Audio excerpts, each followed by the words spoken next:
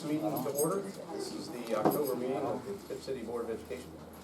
And we'll start, as always, with the Pledge of Allegiance. So joining us from Mrs. Rhodes' class, we have Brittany Brenner, Mary Weibel, and William DeBoer. Would you students come on up here? Right there's one big flag, starts. There you go. Go ahead. Pledge allegiance to the flag of the United States of America and to the republic for which it stands, one nation, under God, indivisible, with liberty and justice for all. Thank you, students. Thank you for coming. Thank you, guys. You may be excused. Didn't need to wait for that. You're right.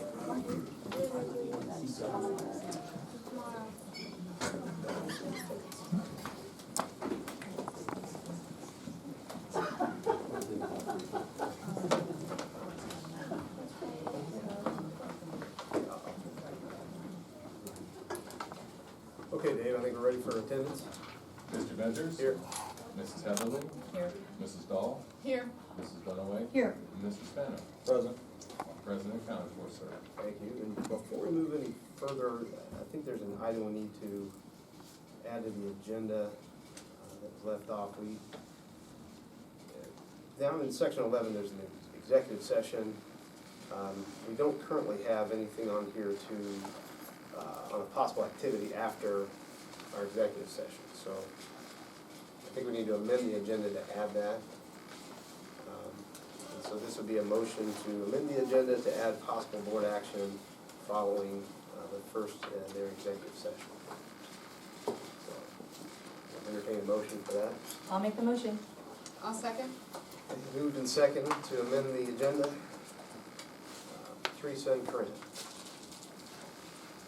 There's no discussion, we'll go ahead and vote. Dunaway? Yes. Dahl? Yes. Heatherly? Yes. Spano? Yes. Ventures? Yes. And that motion carries. Do you need a minute, Dave, to get that? You know what, I've got it handwritten here. I'll Okay. just add this in later. All right. Okay. Well, that finished, we'll go head to committee reports. Joelle, you want to? Joining tonight is our CTC rep, Russ Gilmore, and he's brought a student with him from the Montgomery County CTC. Would you guys like to come to the podium and address the board with an update? Again, I'm Russ Gilmore. I'm the board-appointed representative to Miami Valley Career Technology Center. I know many of you already. With me is the highlight of my presentation, Michaela Picker, who is a senior criminal justice major at MVCTC, Tipp City student at one point, and will graduate from Tipp City eventually. Take it away, Michaela. My name is Michaela Picker. I'm a senior at Miami Valley Career Technology Center in the criminal justice program. So in this program, I was able to learn about the ORC, get hands-on experience, and earn certifications. My junior year was more focused on Ohio laws and taking notes and tests over those. During that year, I also learned about fingerprinting and the types of fingerprints and how it's used in evidence. I also did handcuffing and building searches with my peers where we simulated arrests. My senior year is more focused on getting our certifications. So the certifications I have already earned are in OC spray and aspeton, where we did have to get pepper sprayed and we go through a course and learning how to use batons. Currently, we are working towards getting our dispatching certifications. So right out of high school, I would be able to go into dispatching. And then we will learn CPR first aid certification later in the year. So after high school, we would be able to go straight into dispatching or straight into the military. We have to be 20 and a half before we can go into the police academy. So it helps get us a head start into our career by earning these certifications. So the material that we learn, our instructors know about it, and they know the material we're learning, and if we do have questions about certain careers in the criminal justice field, they know who to contact if they don't know exactly the right information for that. So in my program, we also work out every day to meet the requirements of the police academy or to get into any military. The opportunities that I've had at MVCTC, I was able to partake in the MVCTC Honor Guard. So last year we presented the colors at the graduation ceremony, and we also led the air show over the summer. Yeah. So my program also takes a forensics class, which we earn college credit for, and this helps in with our tech prep scholarship program from Sinclair, so we would not have to use that on a class we've already taken. I'm involved in CCT classes, so at CTC it's a great experience because we take those classes in a high school setting, and so we helps the transition into college by taking those higher level classes, so we know what we're getting into. After high school, I plan on going into an Air Force ROTC program to help jumpstart getting into the Air Force, which I plan to do communications into, which I hope for. And since the criminal justice program at CTC is semi-military, we've already learned the behavior, like the professionalism that is needed for that.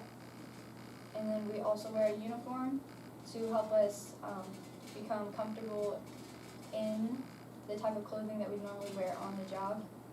And to help what I've done with staying connected with Tipp City, we get emails every day. Last year I was participating in cheerleading, and so being able to, so thank you for letting me speak about my opportunities at CTC and what I've gotten while attending, and if there's any questions. Thank you. Thank you Very very much. nice job. Thank you very much. We have some incredible students at CTC, and Michaela certainly is amazing, so I guess you can figure that out. You hear from me every month I give you a written report. Once a year, I'm just here to stand up and so that you know I still exist. No one else could replicate those emails, let's be honest. I would know it wasn't you. So I'm gonna run through some figures here just so that you have them. I'll include this with my report next month so that you don't need to write anything down. $5 Career Technology Center serves 27 area partner high schools and their communities through 5 counties. We have 40 career technical programs for high school juniors and seniors.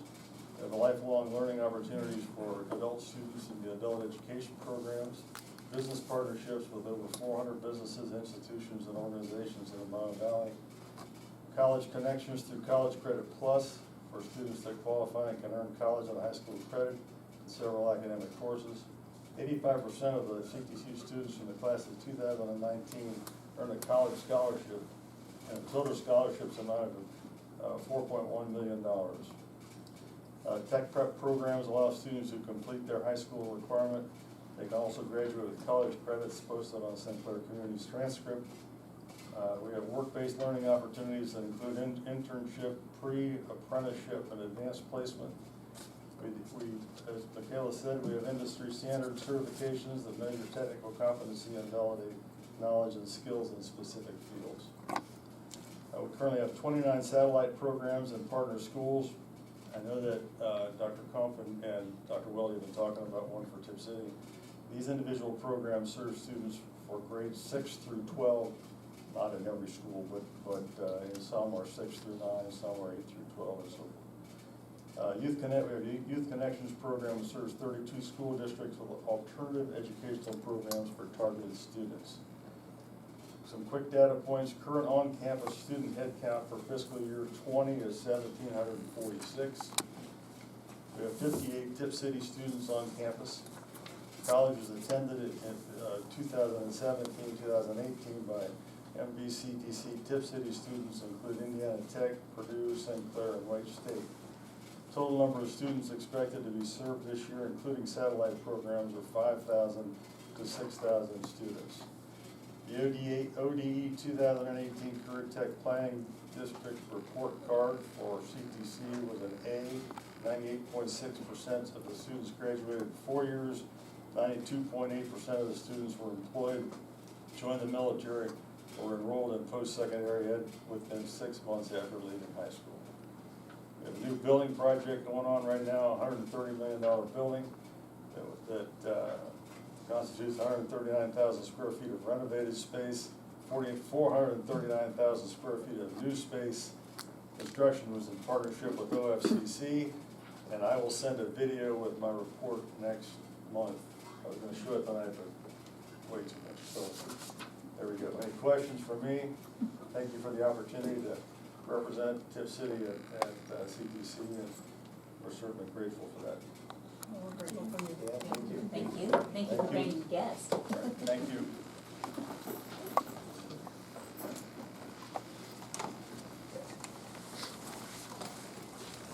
Okay, with that, we'll move on to the superintendent and assistant superintendent.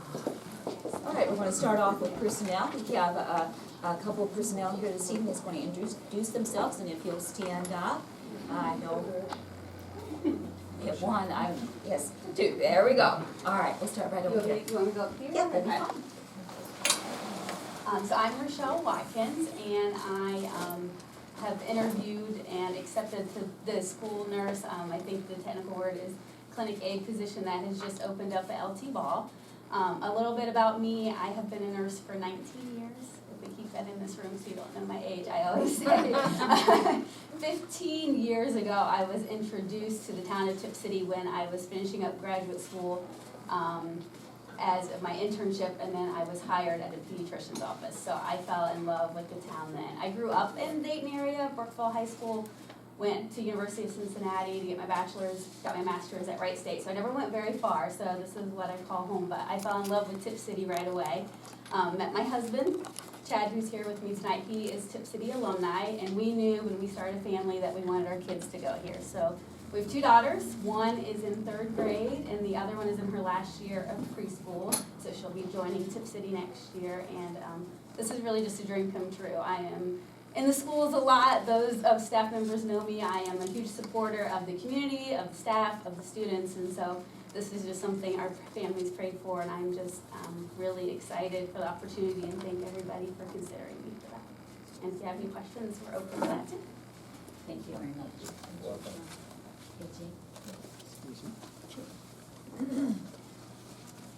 Good evening, my name is Andrew A.J. Duke.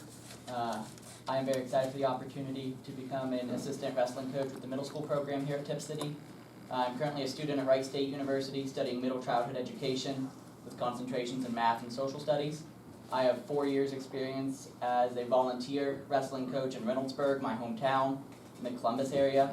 And once again, very excited for the opportunity. I thank you guys for your time. Thank Thank you. you. Thank you both for being here this evening. You may be excused. It will be a little bit later, and then it will be one of the resolutions for this board. Thank you. Thank you very much. All right, item B, that is addressing our recent professional development day. That occurred on October the 18th, and it was a great day. Very energy-packed and a lot of variety as far as sessions and breakouts.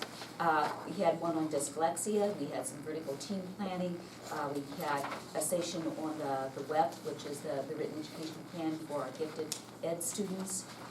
We had a QPR training, which is a type of information about suicide warning signs, and value added, as well as the EVAS data. And as well as ALICE training for our incoming and new aides that's been recently hired after we already had training late this summer.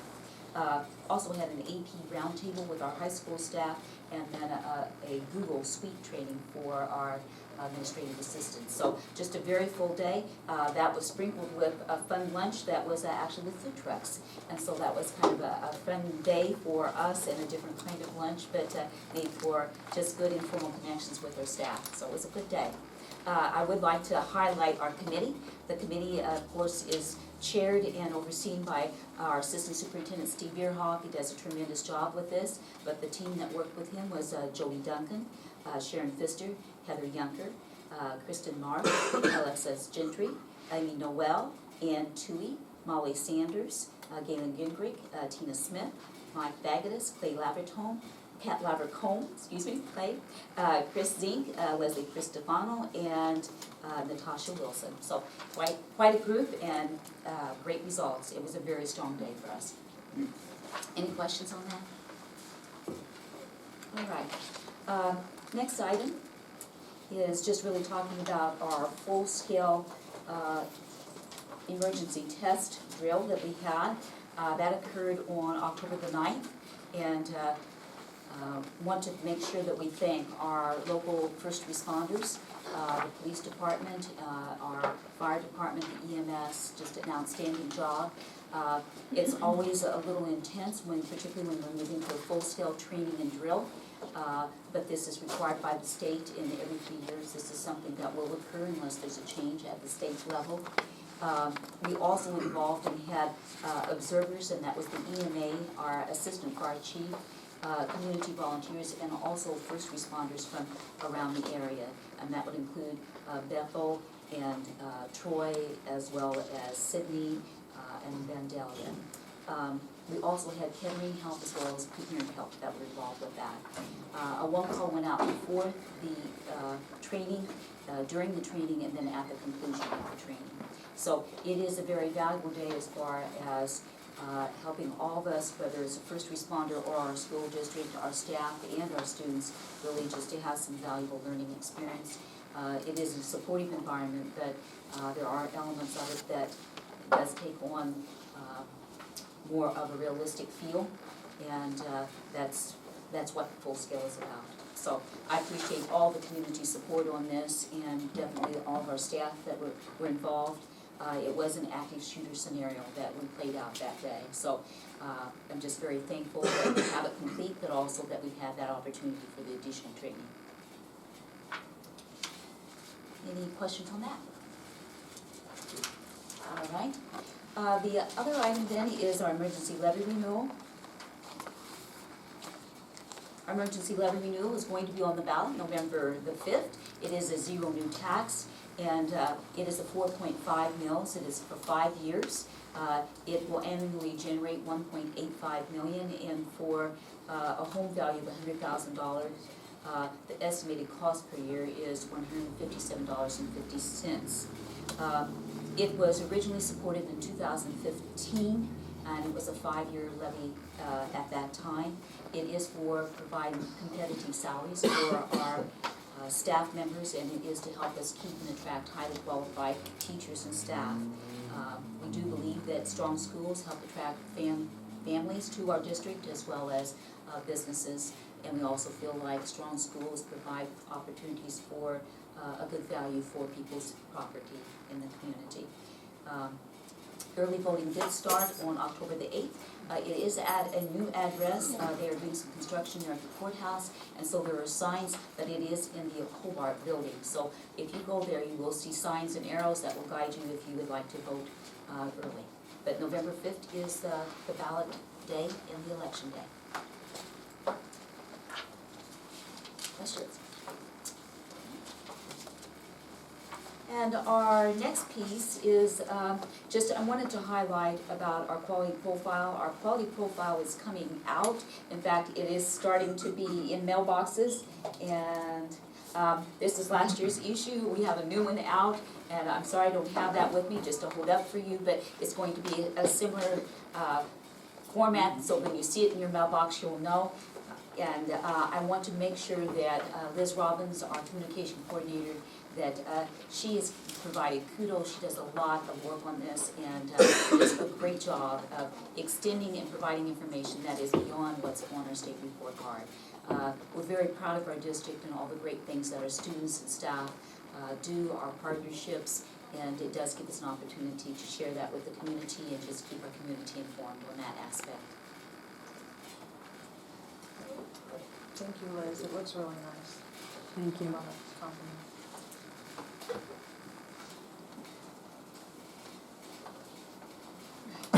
ACT summary highlight. Just wanted to mention that ACT scores have been provided now to our school district. In that, there's an attachment that just highlighted that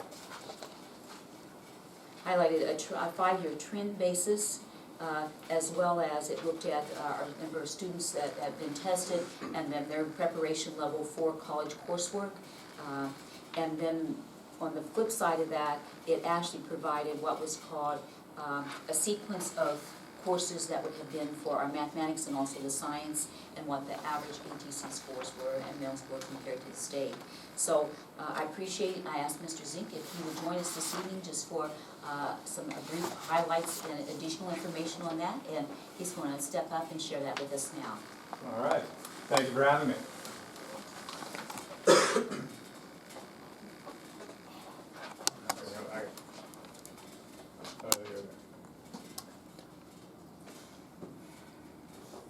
Okay, so obviously the ACT data is what we're here to discuss, and one of the things that was Dr. Kump just talked about was with the course sequence. It's no mystery, of course, that the higher level classes are going to then determine, oftentimes higher level scores. So those are things that we'll be looking at moving forward, and I'll get into some of that here in just a second. Just an overview of the ACT as a whole, just in case you don't remember from back in the day. English has 75 questions, but you have 45 minutes to complete that, and you can see that as you go through. Math, they give you a full minute per question. Everything else is less than. So, the test is going to be really big on processing speed and all those types of things. So there's lots of stuff that goes into that as far as pacing and everything. And so just want to kind of paint that picture here before we get too far into this. All right, so here's some of the data, and that attachment that you had this table on it, as well as, whoops, geez, that just happened. That table on it, as well as some of the graphs. I want to highlight a couple of things on here, though, as we look. So just off of the numbers here, when it talks about the schools, it is a 5-year picture, but we want to look at the last 2 years, really, is where we need to look, because this is when we started testing all students. Up until that point, the data is a little bit misleading because it was the students who were intending to go to college and then wanted to go and take that test. Whereas now, on National Testing Day, we will test all juniors on that date. So that's going to have an impact, of course, on the data that we have. We need more data, I believe, in order to really accurately analyze what we have going on. So after we get data from this coming year, which we'll receive next year, that'll give us 3 years so we can really look at that trend and stuff in there. But still want to point out, okay, in here, and this is the college readiness piece that Dr. Kump also alluded to, right? In English, we were at 68%, whereas the state was at 53. 52 versus 35, 54 versus 41, so on and so forth. What I want you to see is that although you can see that this has decreased, but I kind of went into why that may have happened, we are still well above the state average. Right? So that's something that we should celebrate. This was the table that was shared in excuse me, in the attachment that you have, and that is the composite scores there. So that's going to kind of give you this is what they got in each particular section. Again, as you look at this, we are above the state average in all areas. Okay, so English we have 20.6 versus 19, and all the way across we go from there. There is a slight decrease between 2018 and 2019. I would highlight there from the overall composite score, we did drop a little bit, but we are consistent with the drops that happened within the state, that 0.3 on both. And that's something that they say with ACT as well, is there's going to be some fluctuation that takes place. That's completely normal. But the last thing I wanted to highlight on this is the nation. So how do we rank against people in the state of Ohio? We're above the state average. So let's take on the US, right? So here we go, same situation right there as we work through, but of course, now that I point that out to you, I think when I put it on there, I cut off part of that thing. But I can tell you this, we're well above everybody as well, okay? So, We'll just believe you. Hey. right, just believe. No reason not to. Can you not? We're I mean, good. seriously. We're good. I wouldn't lie to you. So kind of botched that. Not quite sure what happened there. Oh, here's what I want to do. Yeah, I'm sorry. I didn't do that. I just screwed up on the other thing. Here's the composite scores across the nation, and then you would compare that to our composite scores here. So 20.1 versus 20.6, 20.4 versus 21.5, so on and so forth. Again, consistently above the national average in all areas. So we definitely have some good things going on. This piece here, the achievement data, and there's a breakdown of this further in. It's a little bit hard to kind of see the stuff that's going on, but the top lines are, geez, I did it again. The top lines are us versus the bottom lines are the state as a whole. So you can kind of see, again, we are ahead of that. What I am going to do to try to make this quick, because I want to respect everyone's time, is I made some notes on here. There are slides that kind of get into this further, but I'll kind of bypass that. Production of writing, this was our lowest area overall in the English, right? So we were off about 9 points there. That was all we were, percentage points above the state average, whereas everywhere else we were higher up on that. That accounts for 29 to 32% of the overall test. So there's a pretty good bang for your buck in that area as far as what we can do. So when we say, what do we do with our data? Data is great, but what are we going to do with it? Well, we need to find ways to go through production of writing and get our teachers to be emphasizing some of that stuff there. What were we focusing on? Well, we wanted to make sure we were focusing on conventions of standard English because that accounts for 51 to 56%. So, and that was an area where we did quite well. We were above state by 15 percentage points. So obviously we were doing well there. Continue doing what we're doing, but move on. Skipping over here to math, the two areas that are the lowest are algebra and functions. Algebra also happened to be one of the indicators that we did not meet on the state report card. So that's going to be a point of emphasis here moving forward as well. Not to get too far into the weeds here, but that's as they start looking at things with graduation requirements, algebra remains as a test, whereas geometry is going to be dropping off. So it certainly makes sense for us to focus some of our attention in that area. And then I kind of had gone through the other places here. Key ideas, that was a tough one, and details is 55 to 60% of the overall test. Our lowest area happened to be in this area down here, which was 13 to 18% of the test. So continue to do what we're doing here, but emphasize and get a little bit more focus in there. And so on and so forth. I don't want to go with that. All right, and this is where I said that I did highlight that and was denoting where our lowest area was versus the overall percentages.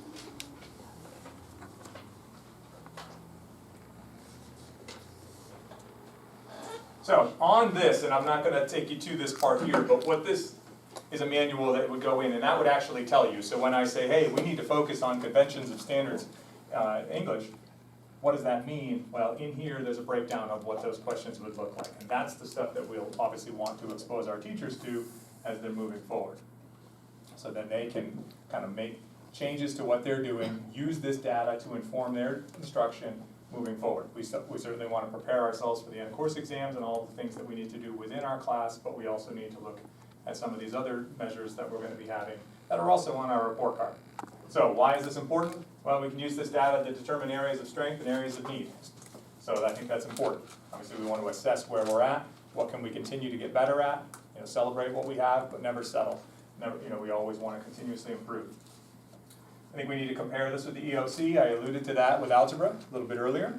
And then down here, we did do a curriculum audit, and I think it's important for us to maybe look at how did the results in the various areas, how did that align with, again, our EOC data, and how did that align with the curriculum audit, which is talking about how folks are addressing the standards and everything from there. So I think it gives us another piece, another valuable tool that we can look at and analyze so we can constantly look to move forward and improve the educational experience for our students. All right, thank you. Thank you, Mr. Z. Thank you. There's a lot of layers to that, and you did a nice job for us. Thank you.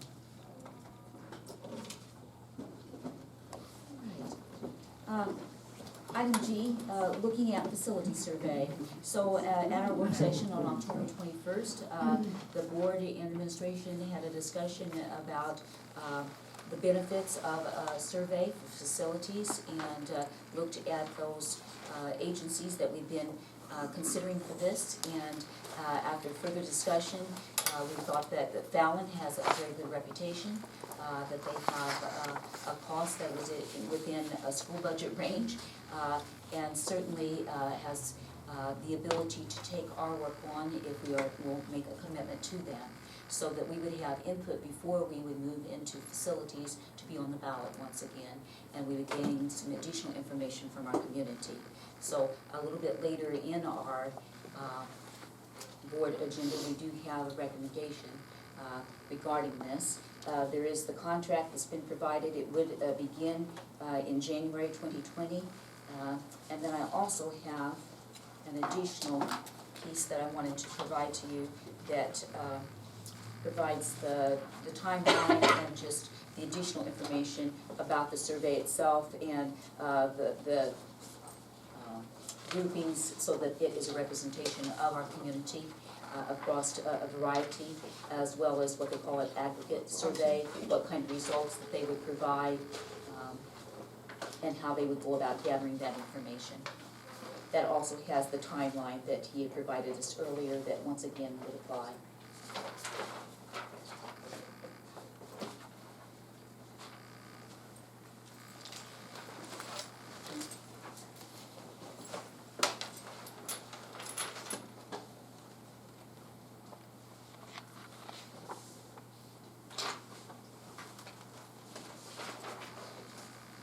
Any questions on that?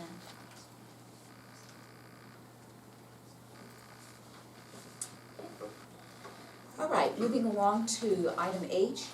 This is regarding OFCC and Tipp Schools. We had a joint meeting, and that occurred on the 23rd of October. I felt like it was a productive meeting, and you'll find that you have the agenda with, I've just added additional notations with that. Those attending was Eugene Tipp, Marlene Drew, Steve Roca, and then from the Tipp Schools happened to be myself, Dave Stevens, Gary Pfister, Steve Bierhoff, and then our board members Teresa Dunaway and Sam Spano. And so we talked about a number of things. We talked about the master plans that had been provided to us earlier for consideration and part of our ELK plan. And we talked about what might be needed at this time. They indicated that it would be important for them to do what they call an update on enrollment check, and that would be through Future Think. We worked with them before, that's who OFCC utilizes. They did indicate that there's a 37% projected state share at this moment, which is good news for us. But they also said that they would need to do a new cost set for April 2020, which would be, I think, put in place at that time, which would apply to the calculation. So there would be some updating, which is understandable because things change, they're a little fluid, and so as we would look at what would be a new application or possibility, we would have to have most recent calculations. One of the things that came out of this that was a new piece, and something that we want to follow up on, is that they said that an additional option that we really hadn't had in full discussion before was called a preferred plan. And so the preferred plan that they were asking for would be, as a school district, what would we prefer for our configuration? And so that is something that I would like to seek input from the board this evening, because we will provide that to OFCC, and then they will once again, with their calculations, provide what that would look like for our district on a preferred plan. So my original thoughts and my recommendations, let me please one of these to Mr. Stevens, would be that we would do a pre-K 5 with any needed LFIs. We would do a 6, 7, 8 with any needed LFIs, and then a 9 through 12. But I would like to know if our board supports that, and if that's what they would like to see as a preferred plan to be submitted for calculations. The handout that I'm providing you is actually just looking at if 7th and 8th grade went to the high school, and which happens to be one of the pieces that OFCC, with one of the plans that they have provided us, that some of the things that we would just want to make sure that we keep in mind. The funding for 7th grade is 1,200 square feet would be the addition, which would be about 9 classrooms and a hallway. And so we know that there'd be the additional LFI. That's a little low. Is that? I think it's supposed to be 11,000. 1,200 square feet is one classroom. I'm sorry, so it'd be 12,000? Well, I got this. and I think that was for 8th grade and 7th grade both. They're willing to provide 11,000 additional square feet. Okay, thank you. I got that from working with Mr. Pfister, but I must have, I have written that down incorrectly, so thank you. And we know that we would have into our 8th grade that we would still need to figure out how that space and how their needs would be addressed. So some of the ways that that might be done would be, I mean, you know, ultimately we know that there could be some shared space, such as, you know, there'd be shared restrooms, shared hallways, or shared cafeteria and lunch space.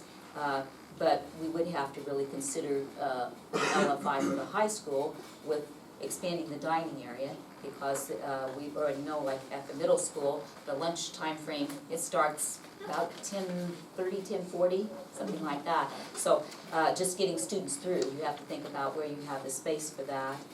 Things like locker bays, all of those.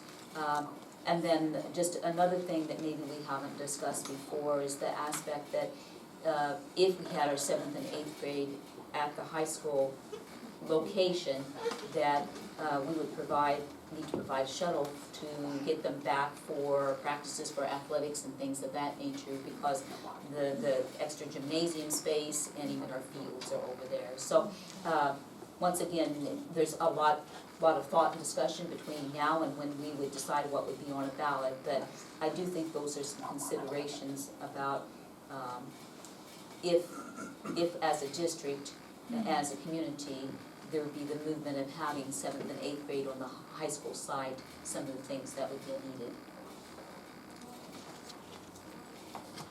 So I will go back to the board. Is there another suggestion for a different configuration that you would like for me to submit for the preferred plan? Is this, go ahead, Amy, did I just overtalk? Sorry. No, that's all right, I think we started at the same time. Maybe we're gonna say the same thing, wouldn't that be great? Yeah. I doubt it. In 4 years, that's never That's right. happened. This could be the day. No, go ahead. This is like a work session thing. I mean, I don't really think this is something that we're discussing in a board, do you know what I'm saying? Like, this isn't like a 5-minute conversation. This is, The configuration piece? I mean, I don't know, we just had a work session. It would've been great to discuss this at a work session. But before. Well, I understand that, but then, okay, here's an idea, maybe do it at the next work session. I don't think this is board meeting conversation. There's time for it. I just, you know what I'm saying? I Yes. don't know. Because Mr. I Chair, don't wanna be next here meeting. discussing this for an hour. Do Just you guys one- wanna be here for an one hour thing to discussing note. this? We have 3 executive session items in here. The configuration that Greta is recommending here it's already included in one of the master plans with the OCC. The configuration we're looking at The preferred in plan is this new. one is to have 3 buildings, one utilizing the middle school and one utilizing the high school. And that's new, and that's And the that's preferred new. plan, but I And- just don't, Right. that's not like I don't wanna put pressure on people. I was on that phone call. It's not a 5-minute decision, in my opinion. So, What did you all get at? I mean, you all were there as part of the discussion, Sam and Teresa. What would you, can you summarize? what I like these- the preferred plan, but I mean, you know, there's 5 of us, and it's a conversation that takes time. I'll just say, and I'm in no rush as far Yeah. as whatever time might need to be provided. Mhm. Mr. Chipwood said, as soon as you get it to me, we will start working it, and he said, I'm ready tomorrow. And of course, I indicated, well, we have a board meeting, and we need to make sure that the board is informed, but, We can have a special meeting and discuss it, if that's up to, you know, Joellen and Andy, but I just, sure. you know what I'm saying, it's a big decision, I don't, Well, If I'm not they're ready sure to how vote, big go it is. ahead. I don't know enough about what a Right. preferred plan is to. Well, that's my point. It may be a very minor decision. I right, don't know. so, whatever. Can you fill us in on what does it mean to have a preferred plan? I mean, can you change it? Are we locked into that, or what does that commit us to? Well, it is new information to me as well, and Sam and Teresa, please jump in, and Mr. Stevens, you were in that conversation. My understanding is the district's design plan, that if you could have the configuration that you would like. In a perfect world, what would What work would best that for be? Tip City? Is this a new thing that they're doing? I don't know if It it's seemed new new. to us because we hadn't had a Because conversation about why it. didn't we tell them our preferred plan last time? because the funding would only be for kindergarten and 1st grade. Because we're utilizing the square footage of the middle school that we currently have and the high school that we currently have, if they take those buildings and look at what we have square footage wise, they're going to say that you can fit your 3rd through 12th grade at the middle school and high school, square footage wise. So They're if we gonna give go us, for preferred plan, we get less. we get much less in funding, that is correct. So And then, okay. sorry, and then it becomes, the district has to, if that's important to us as a community, there's gonna be a cost associated So with it. should we be waiting for our survey then to decide these kind of thoughts?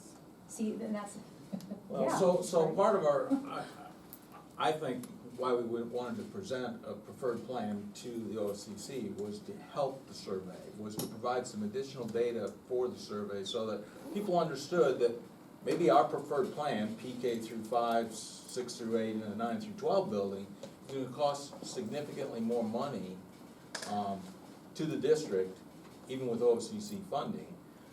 We're not, if that's really what we want as far as the So can configuration. this become a part of the survey, this question?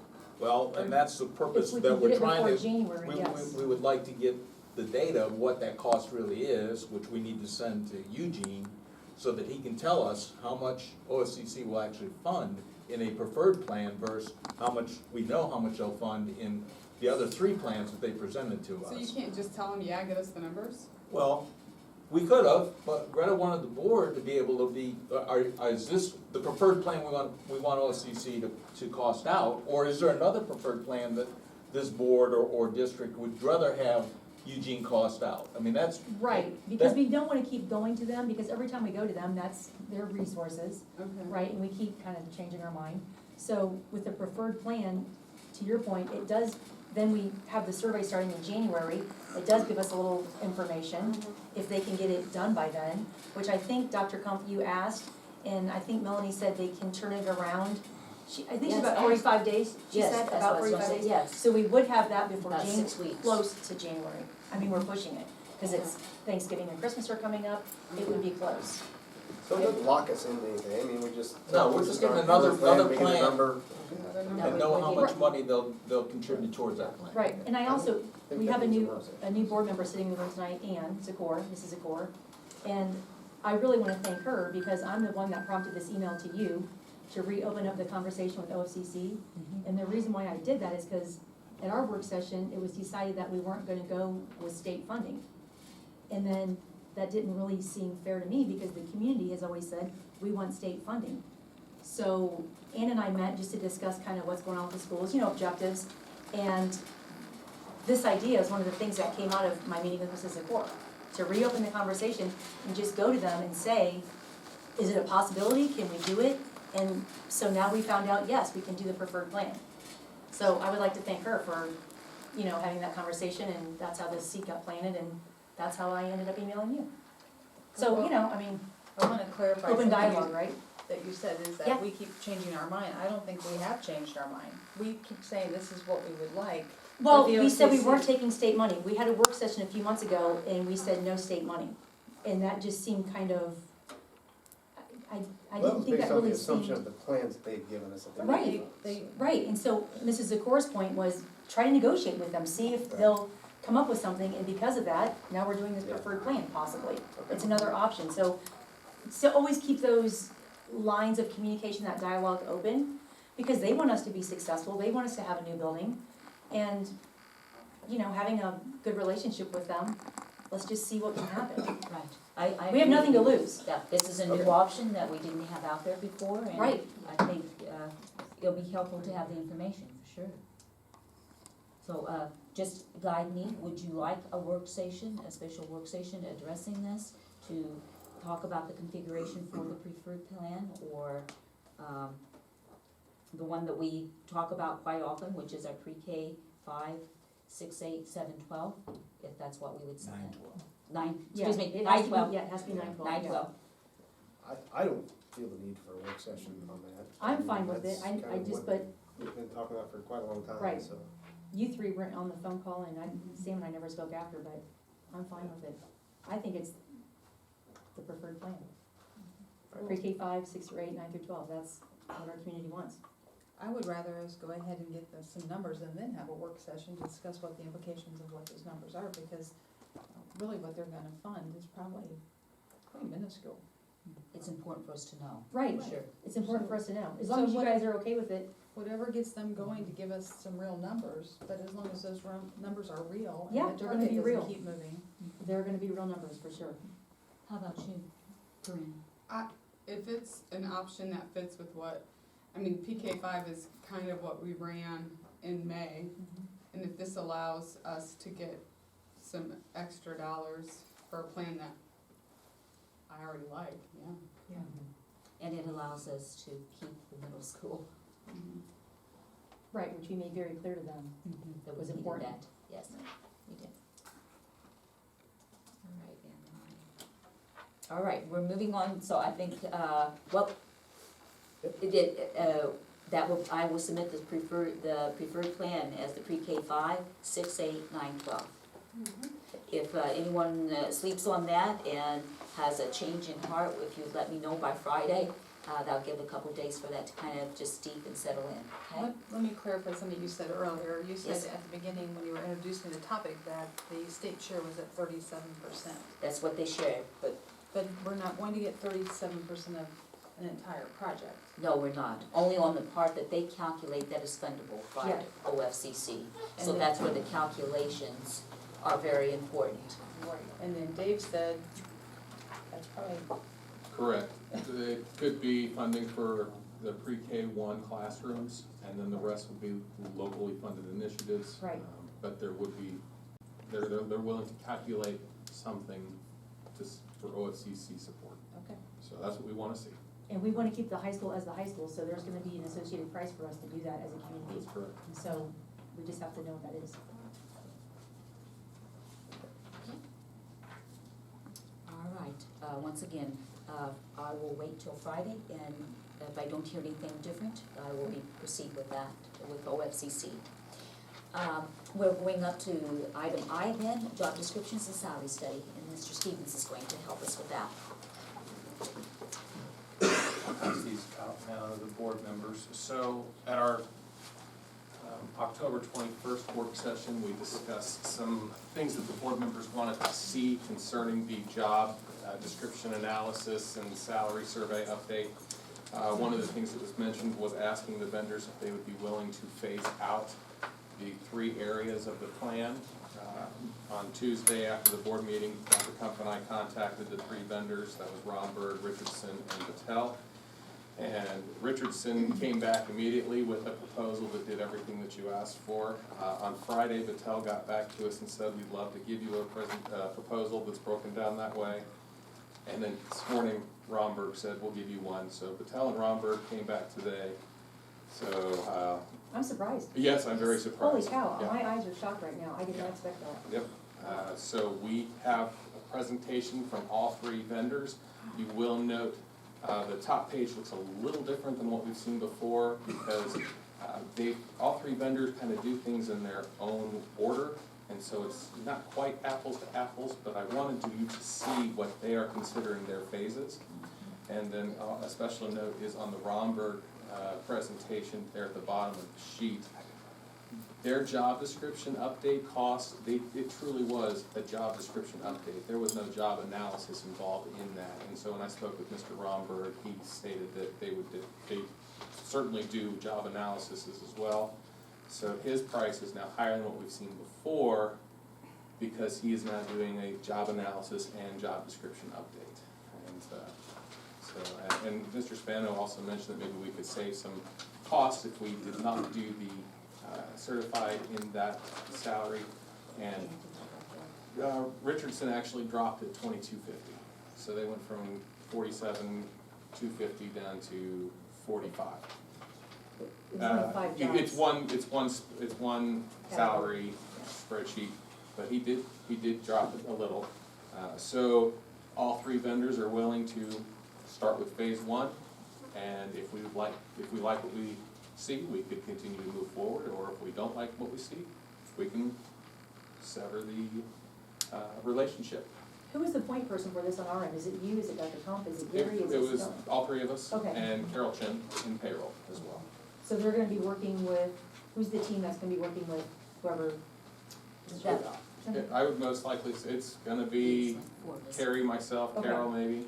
Okay, so who do you recommend?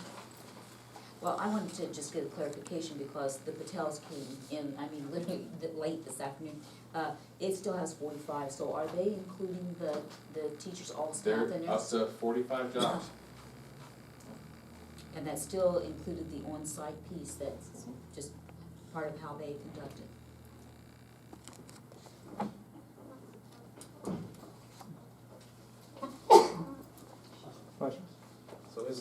I mean, did you have one, I know you haven't had all that much time to digest the new information, so. All three firms are well established in their fields. The one thing I did notice today, so Battelle has an office in Columbus, or Hilliard, which is in Columbus. Richardson is Columbus, Romberg is Michigan. So I did learn today that Romberg is presenting at OSDA on compensation. I mean, so they do Ohio schools a lot. If you look at the back of their proposal, it does have schools, Ohio school districts listed, one being Columbus City Schools, was one that they've just done something for recently. It doesn't really matter where they're located though, because I think she's only gonna be here originally 3 days or something. It's mostly them analyzing data. I think it's 3 days of on-site interviews. So it doesn't matter if they're in California. I mean, it's all email, phone call, yeah. It's just something I noted. Yeah. And then with Battelle, with their second phase is job evaluation, which is a little bit different terminology than the others. Well, that's because Battelle is looking at the job analysis and descriptions as phases 1 and 2, and then they're doing the survey and the salary schedules as phase 3 and 1. So, again, trying apples to apples, a little harder to get from 3 different vendors. I mean, in the end, they'll all do a job analysis, a job description, a salary survey, and a salary schedule. So What do they mean by job evaluation? at the. In the Battelle, that middle one? Does that mean like how they It states that they will. value, or evaluate people currently in that position? It says the job evaluation is to define the factors to be used in job grading and then grade newly written job descriptions. So I think, and part of that is determining, particularly like what they're classified, whether that's a level 1 to the different levels, particularly when we have administrative assistants and the responsibilities that go with that. I'm not really That sure is why weird that when you doesn't see how come it's under written. job Grade description on the first one. Like, it makes it seem like they're evaluating their job. It should be like the principals. That is weird.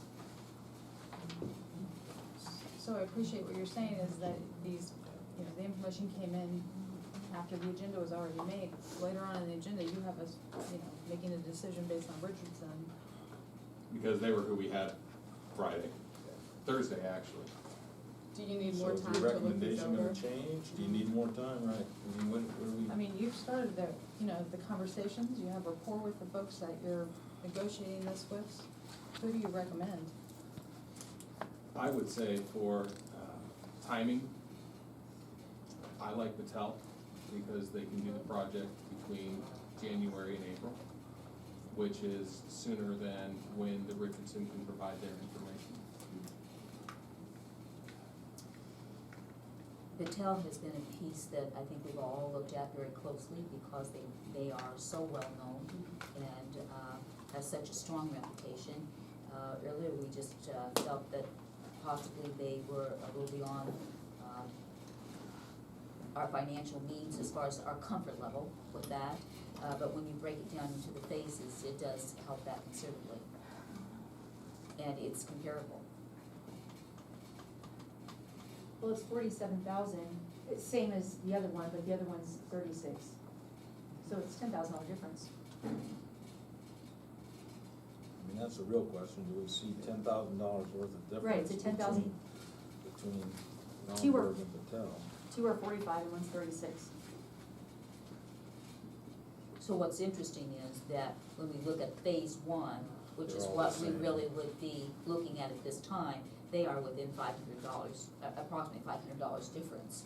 So that's, and I guess part of the question is, say for example, if, I'll just say, if Richardson or Romberg did phase 1, would Battelle be interested in either phases 2 or 3? I don't know, we've not had that conversation. We usually like to stay with the same group if we're happy with their work for Yeah. consistency.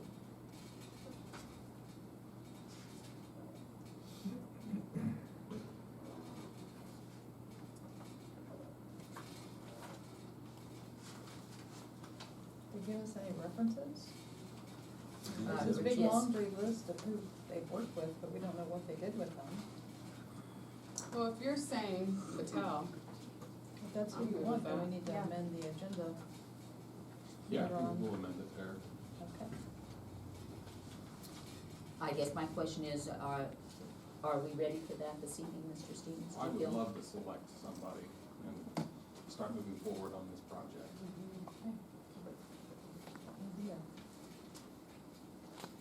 I don't know, maybe I'm gonna be the devil's advocate, but we definitely see $11,000 difference, or $10,000 difference with, well, I'm not sure that Romberg really knows what they have in here that they're gonna do teacher salary schedules, Sam, and they're not doing teacher salary schedule, we have a union contract for that. Right. I'm not sure that this isn't just like stuff they send out to everybody, where Patel's, when I kinda look through theirs, Specific to us. yeah, Like they actually spent some time into their like proposal. listen to what we were asking.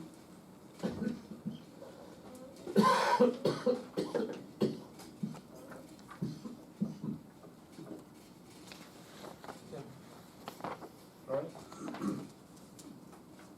Well, again, this will come up later, but is any other discussion right now? So are you gonna amend the agenda for Patel? Is that what we decided?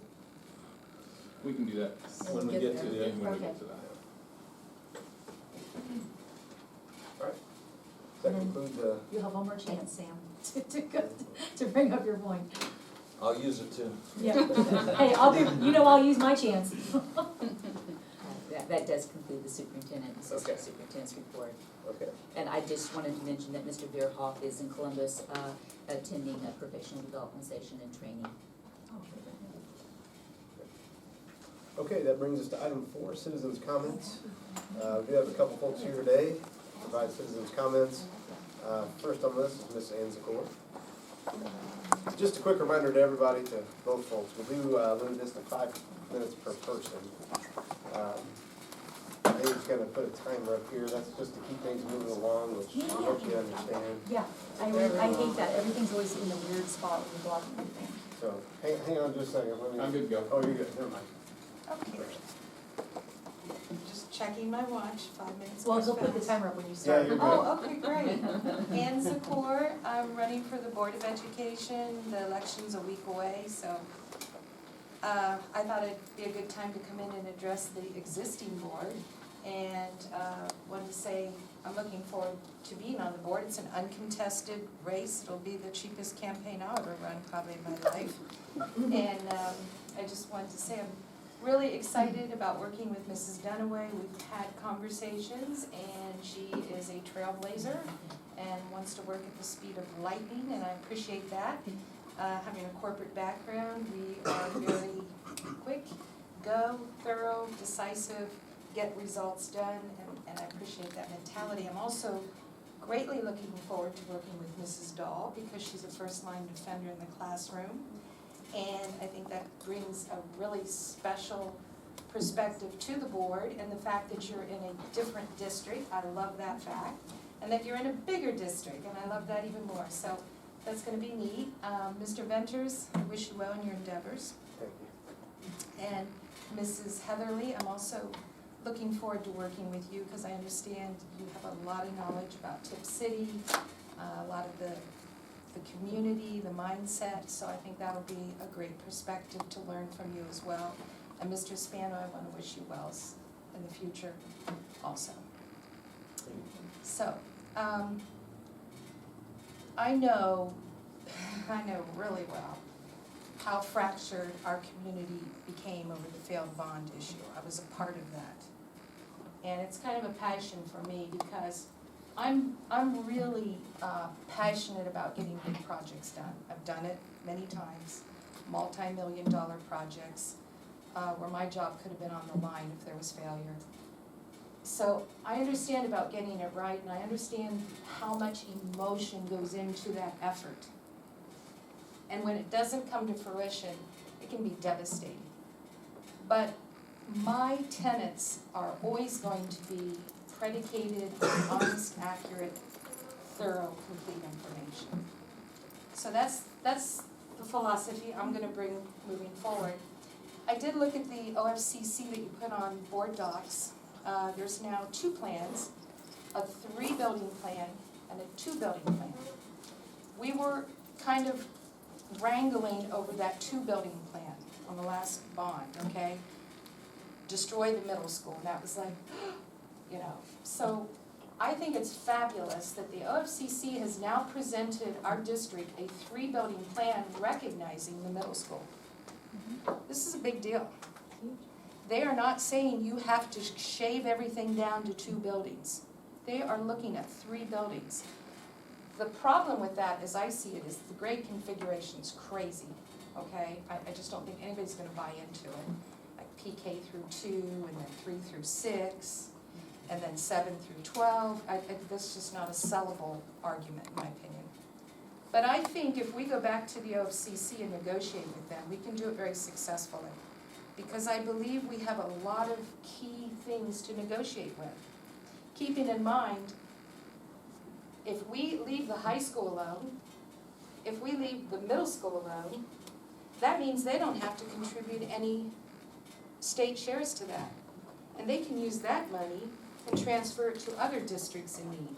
So it's a win for them as well. If we stay with PK through 5, or even PK through 6, I'll address that in a minute, PK through 5, then even if we can get some type of state share, it's better than nothing. It may not be the full 35, 37%, but getting something, in my opinion, is a more sellable plan to the taxpayer than giving them nothing. Okay. So I think there's still room to go back to the OFCC and negotiate that 3-building plan. Great configuration as it is now, it's just, I mean, it's really crazy. But I think we can sit down and have some good discussions, particularly with this preferred plan, which I don't think is all that new. I think it was there over a year ago, if I remember correctly. So, now, another possibility I wanted to bring, just to start getting people to be aware and talk about this. This is a building that we're maintaining. I personally feel it's very outdated. I believe it's not secure. People can walk in there and in a second, you know, we can have a massive tragedy. I don't believe that it's even private with those doors. You can stand out there and hear the conversation. If this property is about $1 million property and you would sell it, it's one less building to maintain, mow, roof repairs. Take that amount and put it into either a separate entrance, a separate entity, Board of Education office, tag it onto the LT ball, or even possibly, I mean, I'm really thinking out of the box, possibly taking the 6th grade out of the middle school, moving the 6th grade to the whole complete elementary PK through 6. Uh-oh, did I go? Yeah, that's all right. I was just about to say something. You're in for some trouble when I get off this. I like to talk, so. Talking's good. Yeah, I've got some good ideas. I look forward to sharing them with you. Thank you. Thank you. Congratulations, by the way. Yeah, thank you. Uncontested. Congratulations. Okay, next up is Kathy Bono. Oh, Bono, I'm sorry, Kathy. I should have, I recognized that. I'm sorry. It's okay. Did you have any bad handwriting on your paper or something? I'm just Oh joking. my gosh, my handwriting's awful. I didn't Okay, go maybe to the that's city why. though, but their writing skills It are does- all up still to par look now good. here. Yeah. He did his best reading your writing. Yes, yes, it's not all. That's right. First, I wanted to ask, Superintendent, what was that amount, the estimated amount for a $100,000 home on the emergency levy? Yeah, $157, Okay. in some sense, let me. Okay, yes, that's what you had in your leaflet that came out. I wasn't sure you had the right. Yeah, 157.50. Okay, and I do want, you know, there are still a lot of people that are against any levy at all. And they talk about the homestead exemption, those rules have changed this year. So people no longer that could get that homestead exemption can no longer get it. So, and I know Corinne talks a lot about the last one not passing, and she was all, you know, the Monroe Township people. Well, I'm one of those Monroe Township people. And there are quite a few elderly people out in our area. We've had quite a bit of change this summer with a lot of new families moving in, young families. But there's also the properties. And Ann mentioned the school building here, well, I don't know if you're aware that Tipp City's school board still owns property on Evanston and Michaels Road. Now, the property on Michaels Road doesn't get very well maintained, very well taken care of. I was told by the Monroe Township people, this is on Michaels Road, the culvert this winter, water ran out of the culvert onto the road, causing slippery, icy conditions. The fences, there's a farmer that farms the field there, I suppose. The fences fell down into the roadway. They had to be removed from the roadway.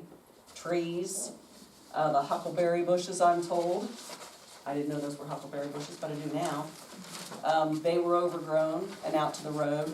With the permission of the post office, all but 3 people have moved their mailboxes from that side of the road over onto the other side of the road. Monroe Township said Tipp Schools will not maintain them because they said they're in the right of way and they're a culvert and it doesn't matter. But I kind of have to wonder what you guys do around the right of way at the other schools. Do you mow them? Do you not mow them? Do you take care of them? If nobody's going to take care of this property out here, I'm sitting right there with Ann and saying, hey, look at this building, look at the properties out there. If you're not going to do anything, sell them, put that money into the bank account and quit asking the voters for money when you have properties that aren't being maintained very well. I also, over the summer, had to take the last 6 weeks off, but I also, over the summer, worked with someone about TPA, Tipp Pride. I was trying to find as much information as I could about them. There isn't a whole lot that you can find out about Tipp Pride. They didn't collect the money for the stadium, as they said they were going to, so those checks came out of the checkbook for the school. Which I have this from you, Dave, the checkbook. Of course, nobody can get into the checkbook now because it's closed. So don't try to get in that checkbook and look and see what the school's writing checks for, because you're not gonna find out. But the stadium renovations, all these checks that went out for the stadium renovations, not happy about it. I've been to the Ohio Attorney General's office about Tipp Pride. They are a 501c3, so they don't have to give the school board their information at all. So you guys never have to know how much they make. They did have total assets of $180,565 in the year of 2017 when they did their last tax report. They haven't done one since, so we won't know how much money they have now. But I don't think that they're doing what the school has asked them to at all. I talked to Mr. Kaufman on the 23rd of September, and he said yes, they did not raise the money that they thought they would raise. They are trying. Of course, it's football season. We hear about them every football season, and then they seem to go away and nobody has any concern about them and nobody thinks about them. But come football season, then everybody's like, oh, Tipp Pride, and let's get that money rolling. But the money doesn't seem to be rolling in. I asked him, are they going to be able to collect all this money and get this stadium paid for? And he said he doesn't know, and if they don't, that'll just be thrown back into the school board to pay for, which we're apparently already paying for anyway, even though we as taxpayers said we were not going to pay for a school and a stadium both. And we are paying for the rest of the high school to be built and the stadium. I'm running out of time, and I got a whole lot more to say. You get 5 minutes next month. I know, and I tried to come last month, but a little ill will came my way, so I wasn't in here. But yeah, there's other things that we could be doing with that money. You're writing those checks to TPA, to the stadium. They could be paying for stadium seating of the junior high, which it's terrible when you're a parent and you go over there and a kid can't, the junior high, there's no bleachers. And a child has also fallen over at, which I don't know if anybody knew about this. The squad was called because a child fell on the wooden benches on the stadium at the junior high field because we don't have appropriate stadium seating there either.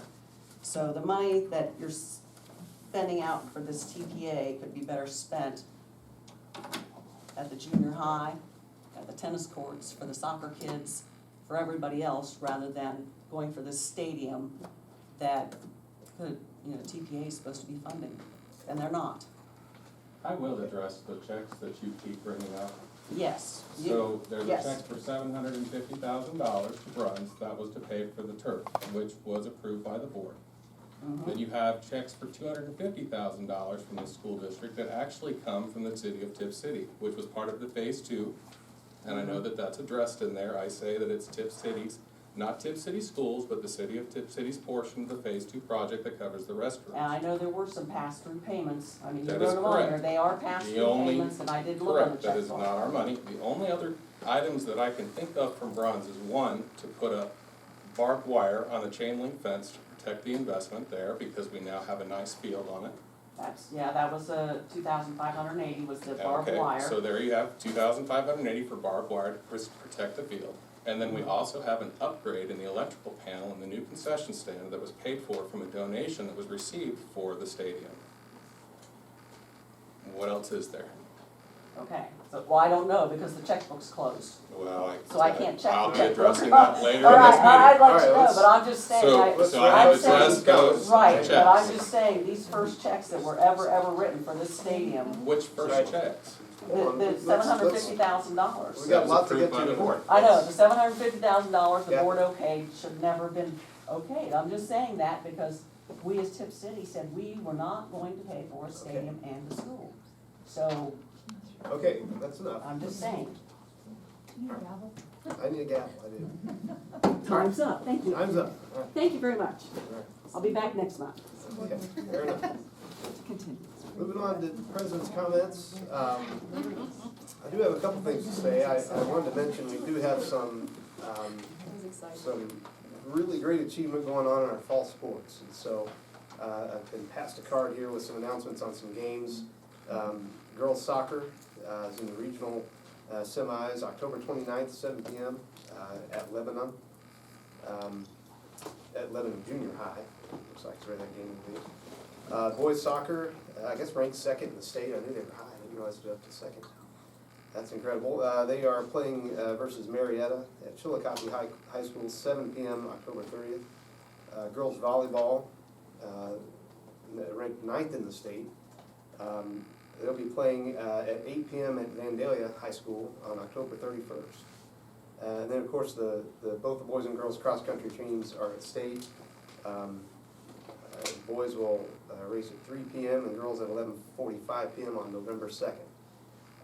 And so that's some, just wanted to point out some achievement there. Yes, Mr. Can I also point out the band has state competition on Sunday. They'll be at University of Dayton, and they perform at 3:45. All right, very good. Congratulations to the band as well. So, okay, that's all we have for president comments. We'll move on to approval of minutes.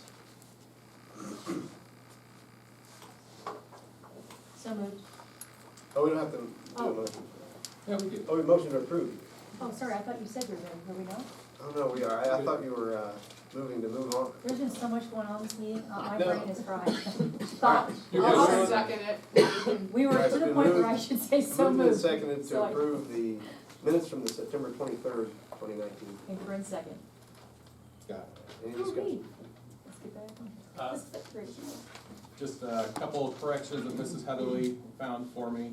In the September 23rd, 2019 meeting, I said that Mr. Bierhoff discussed areas on the state report card, and that was, I said Mr. Venters, it should be Mr. Bierhoff.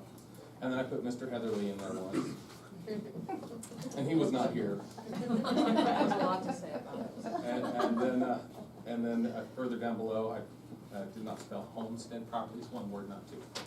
Yeah, and there was also a couple other weather versus weather, but I don't. That's even- on the next one. I don't even, do you even, I think we all know it's supposed I to be. changed it. Did you? Okay, I don't even care. That was the only other one. You know, we ought to get it So- right. I was like, I don't even know why I caught that, but Hey, an English teacher would have docked me That's for right. it. weather versus weather, I'm a grammatical. That's right. So Grammar those is were my thing. those were the only corrections that were provided to me from the minutes. Other than that, unless anybody else has anything else, I'd be good to go. Whether we do or not, but hey. Wait. Okay. That was good. I'm slap happy. All All right, I think we're ready for a vote. right. Okay. Dunaway. Yes. Dahl. Yes. Heatherly. Yes. Spano. Yes. Ventures. Yes, that motion is approved. Okay, moving on to the treasurer's report. I'll move. Second, This is let's say with the motion, this is a motion to approve the monthly financial report. Dahl's the first and Dunaway is the second? Yep. Any discussion? hey Dave, Yes. you had mentioned a $19,000, for September. Do you think that is like a one-off expense, or do you think that's gonna keep happening? ESC, The ESC costs have increased this year, Is yes, yes. so that's gonna be every month now? So It wasn't a one-time? the ESC costs are broken out evenly among all 12 months, and they're deducted evenly from foundation. Yeah. And so that is higher Okay, than last year's yearly amount. gotcha. So yes, we will have those, that is higher this year for increased services for OTPT and speech and vision and things like that. So- Gotcha, okay. But it's not 19,000 a month, it's 19,000 for the year. No, it's. 19,000 yeah, a month. It said per month on the notes. It is up higher. That was a lot. It is. I think we were looking at $1.5+ million to the ESCs in Miami and Montgomery County for those services. And it is what it is. It is what it is. Okay. The services that our children. Right, yeah, I'm not questioning it. Oh, I yeah, just- not at all. It was a big jump, that's a big It is. number. At the end of the year, there will be a true-up that we have to do with the ESC, because they'll only bill us the services they actually provide. Mhm. So they'll either give us a credit back, Right, or they'll say, hey, we did more than what we anticipated, so you owe additional money. So, right, and they do a great job, I'm not questioning any kind of thing like that, it's just, It's It hard was to a lot of budget when It it's that is. sort of It is. increase. yeah. We usually have a mid-year review, sit down and have an appointment with them. We'll meet with them, November, December of this year, and then we'll meet with them again in February or March. And then again to budget for next year as well. Okay. If there's no further discussion, we're ready for a vote.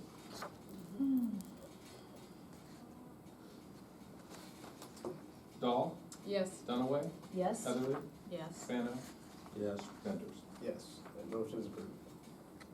Item B is approval of the fiscal year 2020 appropriation amendments. I'll move. Second? Moved and seconded, Corinne and Teresa, any discussion? Just one fund was affected this month, and that was for more sports activities put in for the winter sports. Okay, if there's no further discussion, we're ready for a vote. Dahl, Yes. Dunaway, Yes? Heatherly, Yes. Ventures, Yes. Spano. Attaboy, sorry. So, Yes. Thank you. all right, that motion is approved.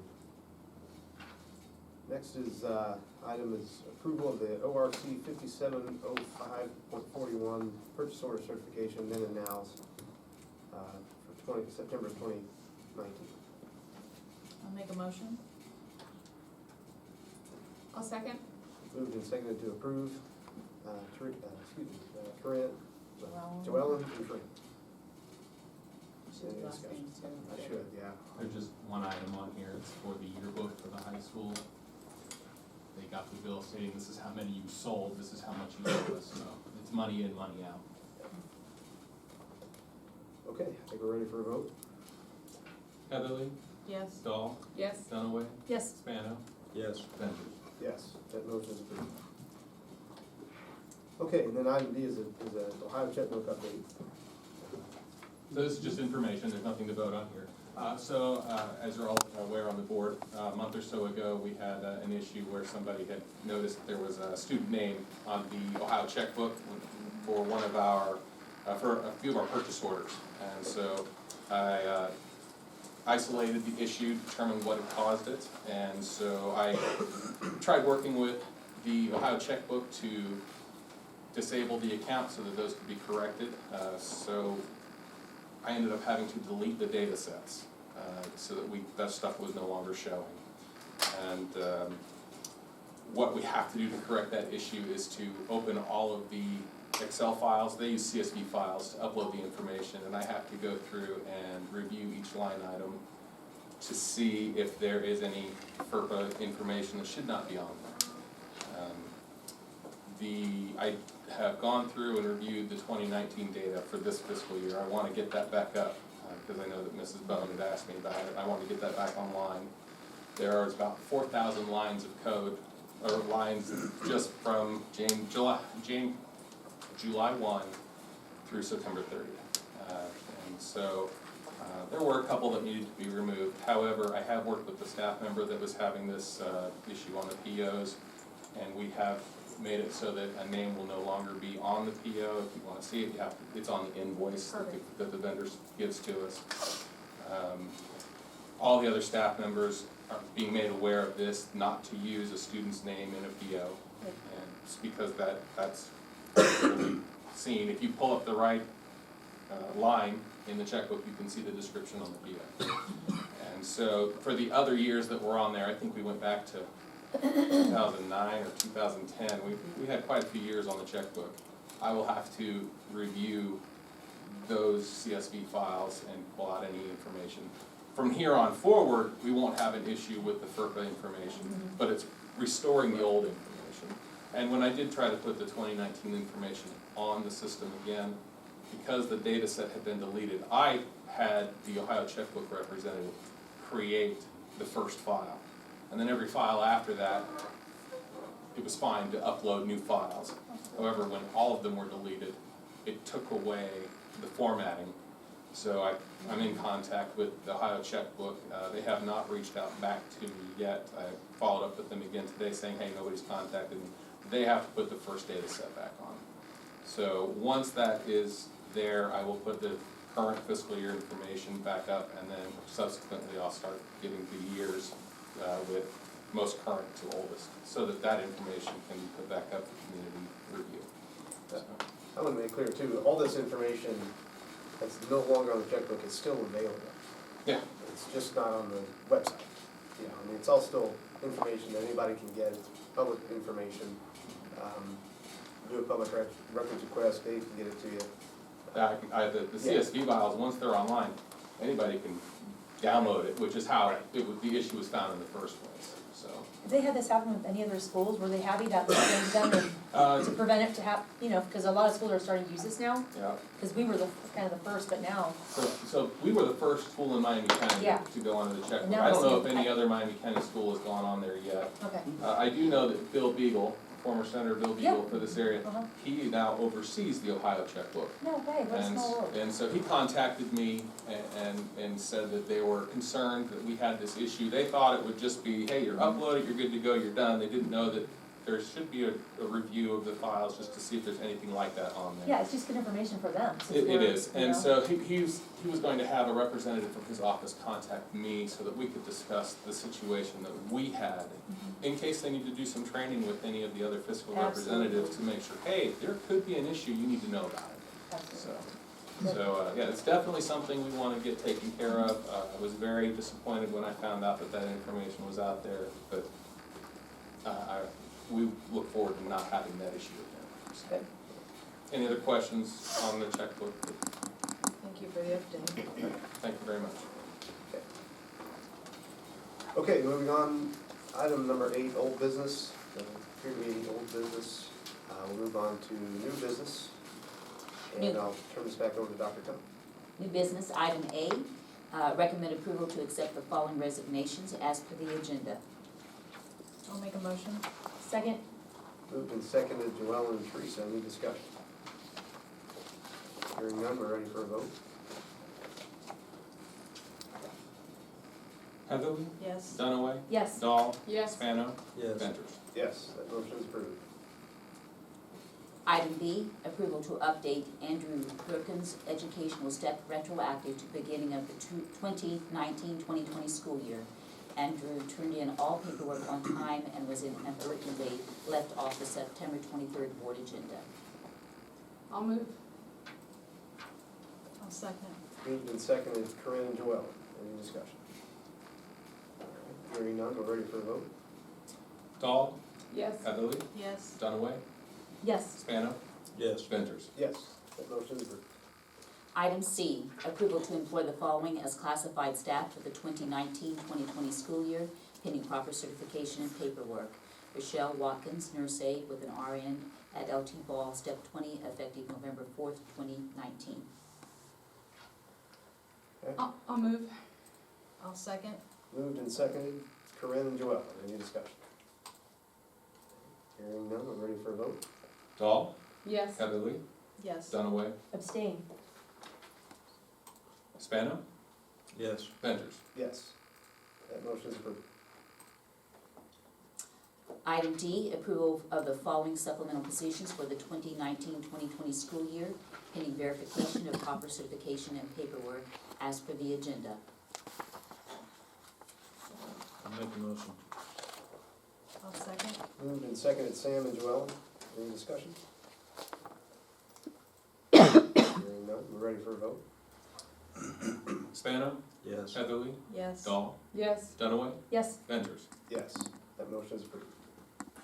Item E, recommend approval to employ the following substitute positions for the 2019-2020 school year, pending proper certification and paperwork as per the agenda. So moved. Second. Moved and seconded, Teresa and Corinne, any discussion? Hearing none, ready for a vote? Dunaway, Yes. Dahl, Yes. Heatherly, Yes. Spano, Yes. Ventures. Yes, that motion is approved. Item F, recommend approval of the following game workers for the 2019-2020 school year as per the agenda. I'll make a motion. I'll second. Moved and seconded, Sam and Joellen, any discussion? This is for our winter sports. Okay. Additions. Correct. Okay, ready for a vote? Spano, Yes. Heatherly, Yes. Dahl, Yes. Dunaway, Yes. Ventures. Yes, that motion is approved. Item G, recommend approval of the following overnight and out-of-state trip. That's high school De Valairs competing at nationals in northern Kentucky. That would be March 3rd, 2020 through March 5th, 2020. I'll move. I'll second. Moved and seconded, Corinne and Joellen, any discussion? So you reported March, Yeah, it says April. Is but it that- says Oh, it's April in our agenda, correct? It is April 3rd April and 3rd, through yeah. April the 5th. Thank you. Okay, I think we're ready for a vote. Dahl, Yes. Heatherly, Yes. Dunaway, Yes. Spano, Yes. Ventures. Yes, that motion is approved. Item H, recommend approval of $300 payment to Joel Slyman for his work as a summer boys soccer camp instructor paid out of the boys soccer team account. I'll make a motion. I'll second. Moved and seconded, Sam and Joellen, any discussion? Hearing none, we're ready for a vote?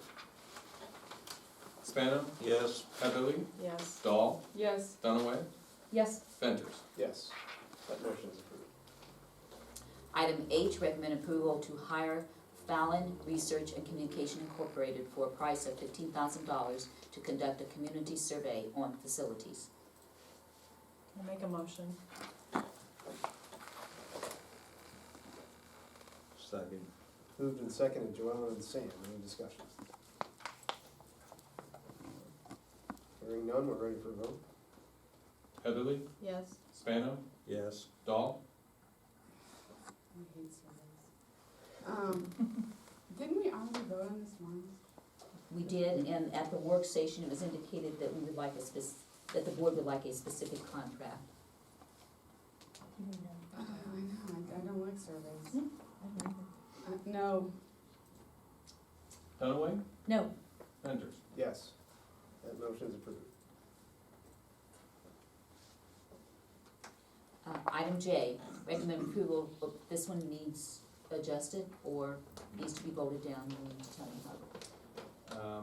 You read it and then we make a motion to modify it. Okay. Item J, recommend approval to hire Richardson Compensation Consulting for an amount not to exceed $18,000 to conduct Phase 1 job analysis and descriptions. I'll make a motion. Are you making a motion to modify it? You gotta Move accept to this approve. motion and then then we'll amend this motion. Okay, I second. All right, moved and seconded, Sam and Joellen, now we can discuss the meat and bones here. So we're waiting on your recommendation, right? Is that what we're gonna do? We Or are you can, gonna we recommend? can, look for a recommendation to amend this resolution to change it to Patel for Kids. Right, because I think earlier We had mentioned that, Joellen wanted to know who you were gonna pick. and then it would be for phase one, for the job analysis and job description update, 17,905. So based on your recommendation to go with Patel for Kids, I'd like to modify the motion that we accept that contract and reject the Richardson Compensation Consulting Services.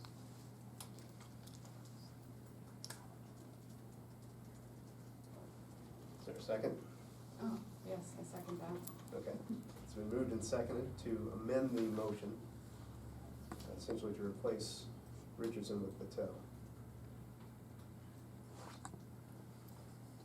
So we need a vote on that motion, or vote on the amendment. Do we need, we have not to exceed $18,000, is that the way we want that to read? No. No, I think it'll be just, 17,905 is phase one. Yeah, the dollar amounts are different right here. So the mo, Yep, 17,905 for a total of 46,963. Well, no, 17,905. It's phase one, Phase one. yeah. so I guess to modify the modification of my motion, it's to accept the phase one for the Patel for Kids, services. Should you put in there phase one of phase three, just so people know that there's three phases?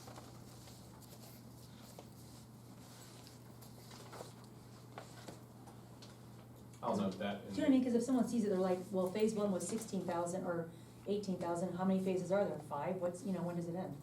So I'll put for phase one, I wanna have Phase job one or analysis phase and job three? description update. I guess I could modify the modification, which would be for a total cost. You're going too far. I think we just have Yeah. Just keep it Well- simple. motion to amend the original motion. Well, that means we're gonna have to come back then, and then Well, Approve each phase. approve each Approve each The phase. easiest thing to do would have been to vote down the Richardson Right, vote down the compensation and then Richardson. come in with a brand new motion Exactly. for the new contract. Keep it simple, keep it clean. If that's what you guys wanna do. Yeah, and then I think it should say phase one of phase three, so that people who are reading this know how many, or something. Okay, well, somebody else can make that modification of the motion. We could start over. all right, let's do this. Vote this one down first. Yeah, let's, are we voting on the Richardson contract, or are we voting on the? We're still on the Ron, floor. what you need to do now, you already got a It's still on the motion to floor. amend with a Right. second. If So let's your vote on- second and But your we motion, haven't- and we your haven't motion amended. withdraw, you can go back to the original motion. Right now, we're still in the Fine. original Can motion. you and I withdraw our motion to? I don't know, can we? Yeah. Did we? I make a motion that we withdraw. You don't need a motion, you're just both gonna withdraw. I'm joking, Dave, yeah, let's All just right. withdraw it and do it right. All right, so that, the motion to amend the motion's been withdrawn, and so we now are voting on the original motion to approve Richardson.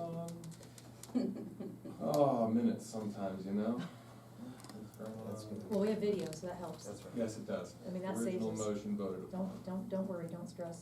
We won't remember anyway. You guys are gonna read it, you're gonna go, oh, yeah, I remember that. Okay, so, we are voting on the original motion. Spano, Yes. Heatherly, I need some clarification. You What want, are no, the What rest are of you are you gonna voting vote no, so this motion goes down. I still would like to use Richardson. Okay, so we're so confused. Gotcha, that's fine, yeah. No. Do you see why that came across as so confusing? Yes. All right, Dahl, No. Dunaway, No. Venters. no. Oh, you should've said yes. Did we do that right? I think we should try to screw this up one more time. I'm All right, that- abstaining. Okay, That- so The that, motion, That Did not- motion does you not, can't do is that, not Teresa approved. Dunaway. So now, if someone Do would you like want my to, jacket? You have to look like, uh, put the jacket on. if someone would like to substitute, a motion here with a different contract, we could entertain that. Well, it'd be a motion to approve Patel, phase one of Patel.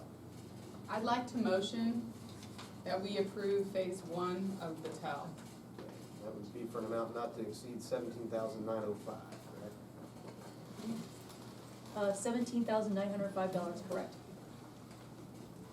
approval to hire Patel for Kids 2 T's, 2 L's. I always get that mixed up. For an amount not to exceed $17,905 to conduct phase 1 job analysis and job descriptions. Make sure that's what it says. Do you want anything about phase 1 of 3? You know what, I'm just going to say phase 1. Yeah, it's up to you guys, I just, Phase 1 of 3. that way we're transparent. I'm all about the transparency. And the proposal will be attached, so you can open to see what phase 1 entails. Approval to hire Patel for Kids for an amount not to exceed $17,905 to conduct phase 1 of 3. Okay. So Corinne has made that motion. I'll second.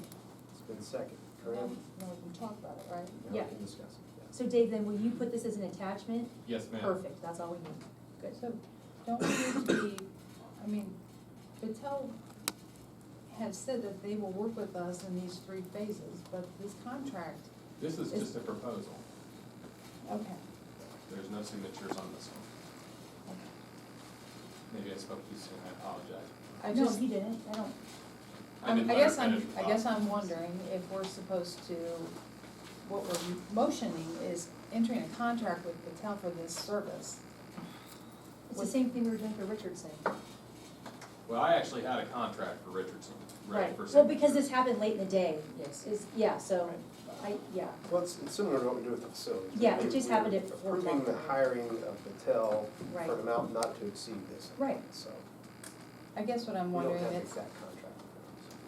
I guess I'm wondering if Patel wants to only enter in for phase 1, because I think that they're entering this contract thinking that they're going to do all 3 phases with the contingency that we will make a decision on each phase as it's completed. Well, Unless they do a bad job, we said earlier that I know that it's up when for I, all 3 phases unless something terrible happens and, when we contacted the vendors, Greta spoke with Patel, I spoke with Romberg and Richardson and told them that we are writing this contract and entering into phase 1, and if we do not want to move forward, we're done. And they said, yep, we've done that before, Right. and And explain to Patel, I CC'd Dave on the communication about that in January, we would have the board coming together and that want to make sure that they were part of those decisions for the next phases.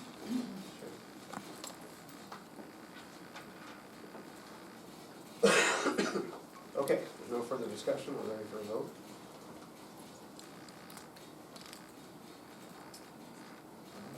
Dahl, Yes. Dunaway, no. Heatherly, Yes. Spano, No. Venters. Yes. That motion is approved.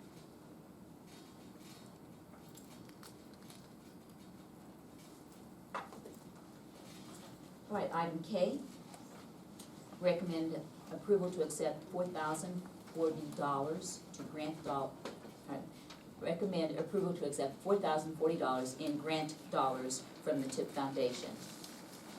And that would include a Tipp High School Hope Squad project, a Tipp Middle School academic quiz team buzzer system, and an Evan Coppic Elementary NADCAP puppets. I'll make, motion. I'll second. Moved and seconded, Sam and Joellen, any discussion? I just want, Yeah, no, yeah, go ahead. I think in unison, we always appreciate the Tipp Foundation and their generosity to our district and our students and staff. All right, if there's no further discussion, we're ready for a vote. Spano, Yes. Heatherly, Yes. Dahl, Yes. Dunaway, Yes. Venters. Yes, that motion is approved. Item L, recommend approval to accept $5,525 in grant dollars from the Miami County Foundation, and that would include Evan Coppic Elementary School Home to School Fine Motors Kits, Evan Coppic Elementary School a reading program, Evan Coppic Elementary School Room Shop Hop Wiggle and Roll, and Broadway Elementary School a Rockman grant, Broadway Elementary School Breakout EDU kit, and Tippecanoe Middle School a building-wide reading project. Make the motion. Second? Moved and seconded, Sam and Teresa, any discussion? And once again, the Miami County Foundation is very generous with our district and supporting our staff and all the creative ideas of how they might enrich and extend educational experiences for our students. So we certainly appreciate that. Apologize, who's the first and the second on this? Spano and Dunaway. Sam and I, Uh-huh. Sam, Spano, Dunaway. Thank you. Okay, we're ready for a vote? Spano? Yes. Dunaway? Yes. Dahl? Yes. Heatherly? Yes. Ventures? Yes, that motion is approved. Moving on to miscellaneous, we do have a first read of some revised policies and guidelines tonight. Any question or discussion about those? Myriad of topics from the old update there. If no questions, we can move on. Upcoming meetings, there's the OSBA conference will be in Columbus, November 10th through the 12th. The next regular Board of Education meeting will take place Monday, November 25th, 2019, here at the board office at 6 p.m. Let's see this one here. All right, and with that, we can move to item 11. We do have executive session here. This would be board would entertain a motion to adjourn to executive session to consider the discipline of a regulated individual or the investigation of charges or complaints against a regulated individual. For this one, we do anticipate action, potential action following executive session, as we earlier amended the agenda to include, so. So we're gonna just handle this one and then Yeah, come back it'll and be- then go back into executive session? Right, there are a couple other executive sessions planned that I do not anticipate any action following, so. I don't know, it's been a crazy night, you never know, I'm Yeah. joking, so joking. So we'll Just get back, and that way, if anyone does want to stick around for the, to see what the action is, then they don't have to stick around for the ones later, and it'll be a much shorter break for them, so, all right. Move we adjourn. Is that what To- you're waiting for? Yeah, motion to adjourn to executive session for the purposes mentioned there. I'll second. Moved and seconded, Corinne Joellen. Dahl? Yes. Heatherly? Yes. Dunaway? Yes. Spano? Yes. Ventures? Yes, that motion is approved.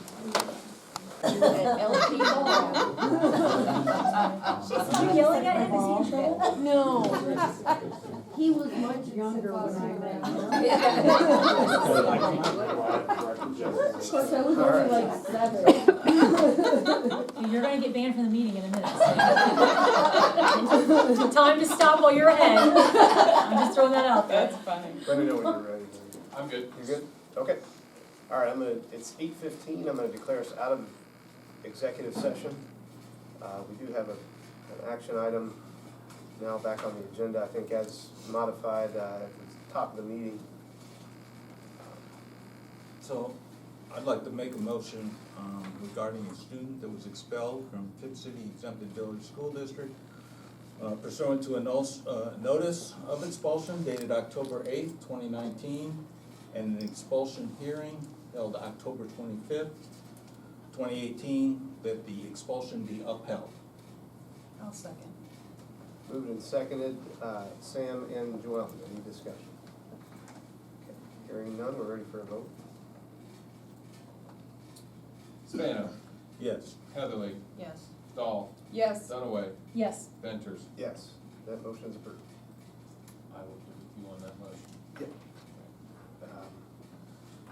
So do we need to make another motion to go back to executive Yeah, session we for the have- other two Right. issues? Yes. Two additional executive sessions, and again, to make clear, we do not anticipate any further activity tonight after these. But one would be consider the investigation of complaints against a public employee or official, and 3, to consider the employment of a public employee or official. I'll move. Second. Moved and seconded. Corinne and Teresa. Hearing no discussion, ready for a vote? Dahl? Yes. Dunaway, Yes. Heatherly, Yes. Spano, Yes. Ventures. Yes. Motion approved, so we'll take a couple minutes and then we'll move back in here.